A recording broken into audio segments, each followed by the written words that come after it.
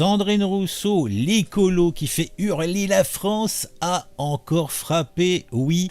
Sur le plateau de RMC dans Apolline Matin, elle s'est lâchée contre l'Assemblée nationale, oui, accusant le moratoire sur les énergies renouvelables d'être un acte de suicide collectif. Mais qui est donc cette femme qui transforme chaque micro en tribune et chaque débat en pugilat? Alors peut-être pour se mettre en bouche, on écoute quelques secondes de la tourmentée, puisque il est vrai, elle est tourmentée. Alors je vais mettre un petit filtre histoire peut-être d'échapper à la vindicte des robots qui embêtent l'honnête citoyen que je suis. Voilà comme ça, au moins, bon, quoique ça va pas changer grand-chose. Mais on peut tenter, peut-être mettre un filtre un petit peu plus... comme ça, on va réduire un petit peu, ça sera un peu moins visible, mais bon, il n'y a pas grand-chose à voir. Ah, c'est le contraste. Ah, attendez, je fais des bêtises, tac. L'opacité, si j'enlève l'opacité, tac, ouais, comme ça, voilà, hop. Ah, c'est pas mal, hein, qu'est-ce que vous en pensez?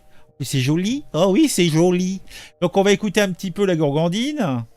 Oui, puis surtout c'était une manière d'essayer de les sensibiliser, de les responsabiliser, de les appeler à leurs responsabilités. Ce qui s'est passé, ce qui se passe depuis quelques jours est incroyablement dangereux. C'est une forme de suicide collectif que nous organisons. Enfin, ce refus de voir le défi écologique, cette volonté au contraire de prendre toutes les décisions à l'inverse, il y a quelque chose de même sur la psychologie qui est étonnant, quoi. C'est-à-dire ?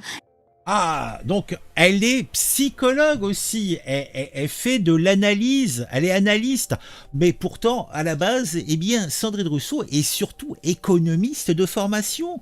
Elle a débarqué en politique avec Europe Écologie Les Verts, brandissant non pas un kéfier comme étendard, comme une certaine Rima Assad, mais avec toujours des punchlines, faire parler d'elle en jouant la naïve et en abusant sur tous les plateaux de télé, et avec quand même un peu de succès. Son dernier coup d'éclat, c'est son départ de X. D'ailleurs, c'est pour ça qu'on en parle beaucoup moins. Cette dame est députée de Paris depuis 2022, il me semble. Elle est devenue la cible de... on peut le dire, elle est devenue la cible favorite des haters pour ses sorties tonitruantes. Son dernier coup d'éclat, vous le voyez, c'est comparer la crise écologique à une urgence vitale. On peut le comprendre, alors que la science alerte, contenir le réchauffement à 1,5 degré est peut-être déjà mort. Oui, ça me semble évident, puisque je comprends qu'on fasse des mesures donc écologiques le plus possible en France, mais hélas, si la Terre entière ne le fait pas, on pèse peu de poids dans le poids total, quoi. Bon, en tout cas, le tweet et plateau télé, Rousseau, on le sait, préfère jouer les Cassandres, et une fois de plus, chez Apolline Matin, elle le fait, elle joue la Cassandre, mais elle ne propose aucune solution concrète. On va continuer un petit peu d'écouter, hein, la petite dame.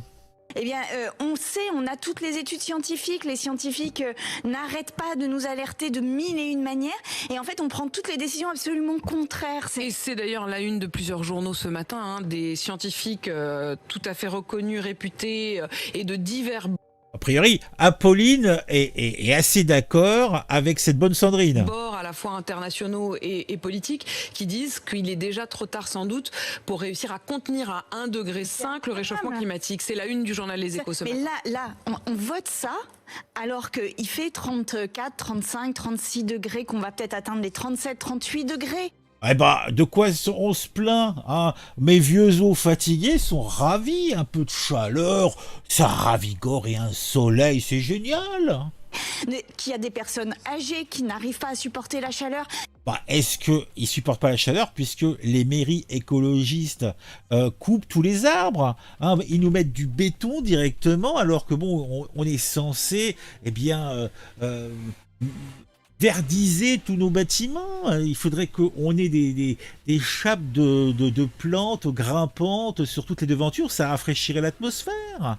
Hein, bon, on aurait peut-être quelques infestations d'insectes, mais je préfère être embêté par quelques petits insectes que de crever de chaleur dans mon 12 mètres carrés dans une tour de 200 étages. Qu'il y a des personnes malades qui n'arrivent pas à supporter la chaleur, qu'il y a des bébés, qu'il y a des femmes enceintes, qu'il y a des enfants qui sont au ras du sol, qui ont des chaleurs encore plus importantes. Et nous, pendant ce temps-là, dans l'hémicycle, on fait triompher le climato-scepticisme.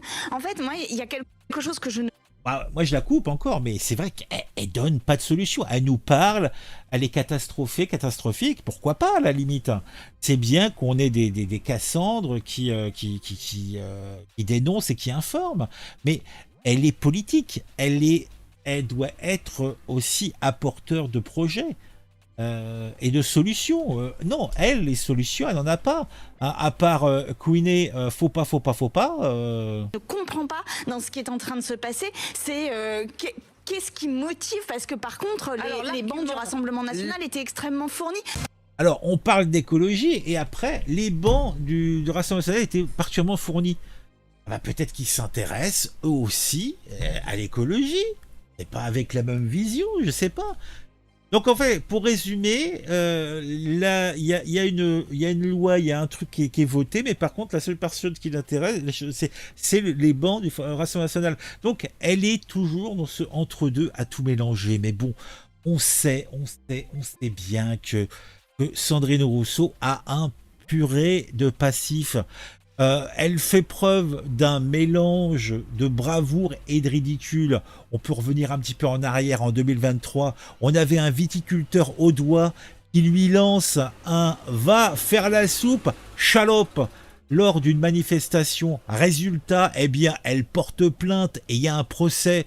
Elle est huée devant le tribunal et Sandrine Rousseau pleure sur l'intimidation sexiste. Mais bon, quand t'es une idole de la gauche un petit peu joujou, que tu dis pas mal de conneries, eh ben c'est logique que tu passes pour une rigolote et que on te prenne pas au sérieux.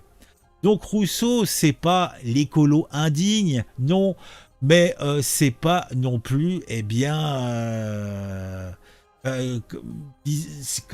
j'en perds mes moyens là, j'ai oublié ce que je voulais dire.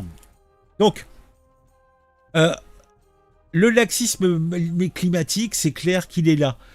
Par contre, je suis pas sûr que d'avoir des militants enragés comme Rousseau qui naviguent tout le temps dans un mode de drama queen soit particulièrement efficace.